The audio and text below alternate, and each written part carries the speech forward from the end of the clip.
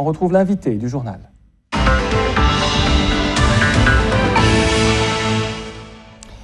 Et nous recevons sur notre plateau le Monsieur Algérie 2.0. C'est bien vous, Karim Bark?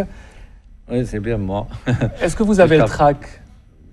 Tout le temps, c'est ça. Tout le temps? Et surtout à la veille de cet événement important. Voilà, comment est-ce qu'on se sent à la veille d'un grand événement comme Algérie 2.0 que vous préparez depuis des mois, je dois l'avouer, hein? Oui. On se sent toujours en retard. Oui. Même si on suit toutes les étapes, tout le protocole de préparation et tout. Mais il y a toujours des imprévus et c'est ce qui fait la différence entre une entreprise et une autre. Alors, vous présentez Algérie 2.0 comme étant le carrefour international des professionnels des TIC et du Web 2.0. Ça veut dire quoi exactement? C'est quoi Algérie 2.0 pour ceux qui ne le savent pas? Voilà, je vais utiliser le mot carrefour. Ouais. Pour ça, il faut expliquer un petit peu les différents événements qu'il y a en Algérie. Algérie 2.0 est un événement qui accueille toutes les tranches, que ce soit des techniciens, des professionnels, des amateurs, des intéressés, et ça totalement gratuitement, il faut le préciser. Mais ce qui se trouve en face, c'est de véritables experts. Et de là, on découle qu'il y a aussi des concours qui sont organisés pour le bénéfice des jeunes, des étudiants, il y a même des professionnels qui participent au concours, qui juste pour côtoyer un petit peu, connaître leur niveau par rapport à ce qui se passe en Algérie. Et de là, il y a comment on appelle ça, des partenariats qui se créent. Ok, on va revenir un peu plus tard sur cette question des partenariats et des précédentes éditions. Pourquoi avoir choisi cette année l'Afrique? On a reçu sur ce même plateau il y a quelques semaines Samir Abdelkrim qui sera présent demain à Algérie 2.0 et qui s'intéresse beaucoup aux potentialités africaines. Et cette année, Algérie 2.0 eh bien, sera dédiée aux compétences africaines. Pourquoi avoir choisi l'Afrique qui n'est pas, disons, le continent le plus développé en matière de TIC par rapport à l'Asie, à l'Europe et à l'Amérique? Voilà, c'est le but. Notre but est de faire une expertise un petit peu générale sur ce qui se passe en Afrique et comparer un petit peu l'Algérie et le reste du continent. Pour dire qu'elle n'est pas vraiment développée, si on parle en général, vous pouvez en termes de TIC et de web, mais si on prend des petits dans l'Afrique, il y a des personnes, des startups, des entreprises qui ont un chiffre d'affaires astronomique, qui sont installées aux USA et tout, avec juste de petites idées. Là, le but, c'est de présenter à l'Algérie, l'Afrique, ce qui se fait en Afrique, et l'inverse, présenter l'Afrique à l'Algérie.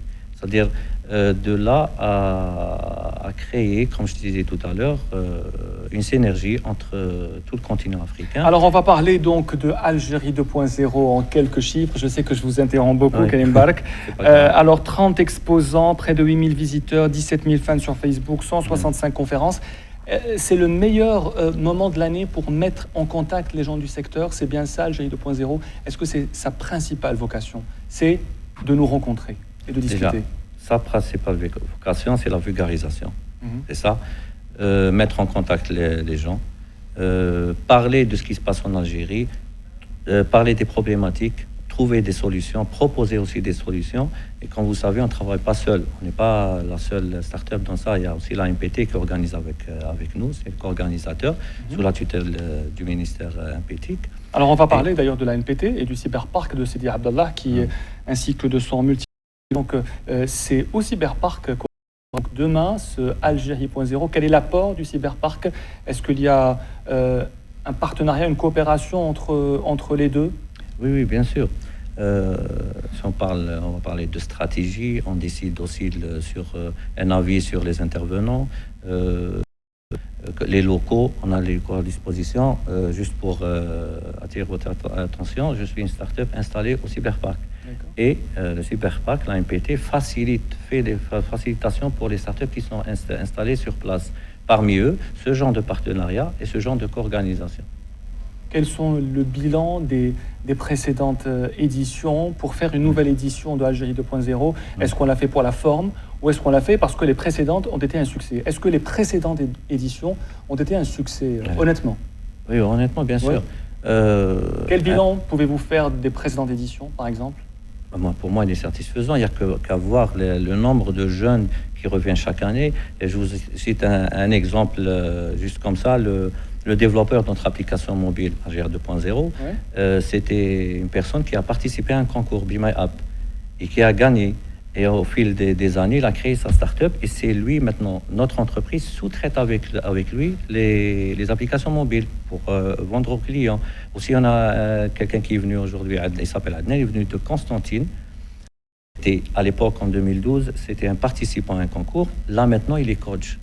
Vous voyez, et il y a beaucoup de jeunes qui ont participé avec nous et assisté, qui sont recrutés par les plus grandes entreprises dans les télécoms ici en Algérie. Bon, je ne peux pas citer, je le sais, j'ai été briefé, mais c'est ça, c'est-à-dire, et si ça n'a pas été un succès, on n'aurait pas passé à la deuxième édition, troisième édition, quatrième édition. Et maintenant la quatrième. Voilà. Alors nous serons demain tous au cyberparc de Sidi Abdallah. En plus, au cyberparc, les responsables savent recevoir leurs invités. Donc Algérie 2.0, c'est du 15 au 19 septembre. Merci aussi d'avoir fait l'effort de porter une chemise, Karim Barek, organisateur d'Algérie 2.0. On a essayé la veste, mais vous n'avez pas voulu.